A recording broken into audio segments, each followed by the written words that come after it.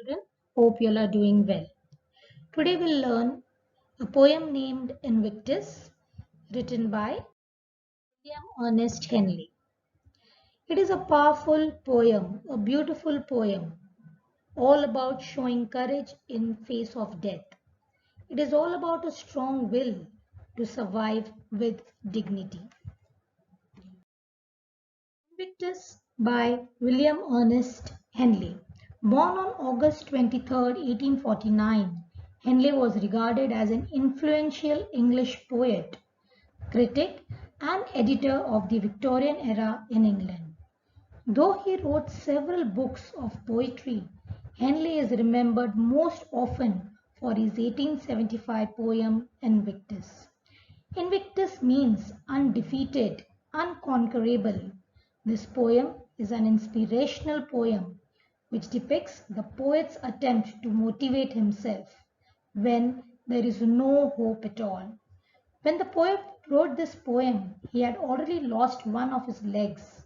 So, in such a situation of mental and physical pain, the poet tries to lift up his courage. Let us recite the poem. Let us hear an audio.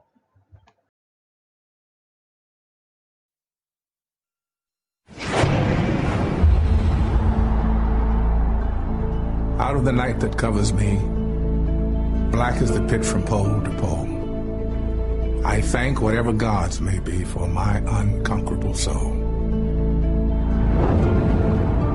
In the fell clutch of circumstance, I have not winced nor cried aloud. Under the bludgeonings of chance, my head is bloody, but unbowed. Beyond this place of wrath and tears looms but the horror of the shade. And yet the menace of the years finds and shall find me unafraid. It matters not how straight the gate, how charged with punishment the scroll. I am the master of my fate. I am the captain of my soul.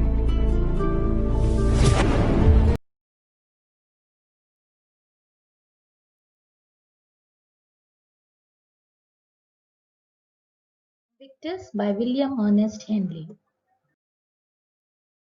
Stanza. Out of the night that covers me, black as the pit from pole to pole, I thank whatever gods may be for my unconquerable soul. In the very beginning of the poem itself, the poet wants to thank God for being grateful enough to provide him with an unconquerable soul. When his future appeared as dark as a pit, troubles and pain surround him like dark night everywhere. But now he is so strong that no pain would be able to curve his soul or force him to bow down, and so he is thankful to God. Second stanza. In the fell clutch of circumstance, I have not winced nor cried aloud. Under the bludgeonings of chance, my head is bloody but unbowed. Children, in these lines, the poet says that whenever he fell into some difficult situation, he always remained unbeatable. In spite of all the beatings in the form of bad luck and situations resulting in failure, he always fights back with courage. In fact, he agrees that sometimes difficulties have made him bleed and suffer, but he never let himself to bow before them and cry out of fear. The poet has always remained strong. Let's see the third stanza. Beyond this place of wrath and tears looms but the horror of the shade, and yet the menace of the years finds and shall find me unafraid.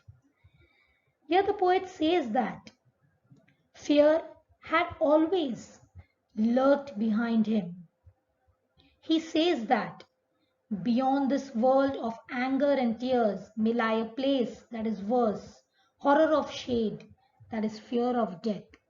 But the menace, the terrible sufferings of this world have made him so strong that he is prepared to face anything that lies ahead bravely or unafraid. Let's see the last stanza. It matters not how straight the gate, how charged with punishments the scroll. I am the master of my fate. I am the captain of my soul. Finally, in the last stanza, Henley says that though the gate of my life is narrow, but he will definitely pass it with vigor.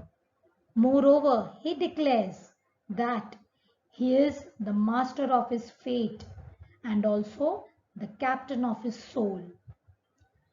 So it is him who is going to decide which way his life will move on and not the situation. Hence, the poem motivates the readers to understand the fact that nobody can control your life. It only depends on us how we choose to live our life. Keep being invictus. Be the master of your fate. Be the captain of your soul. Thank you, children.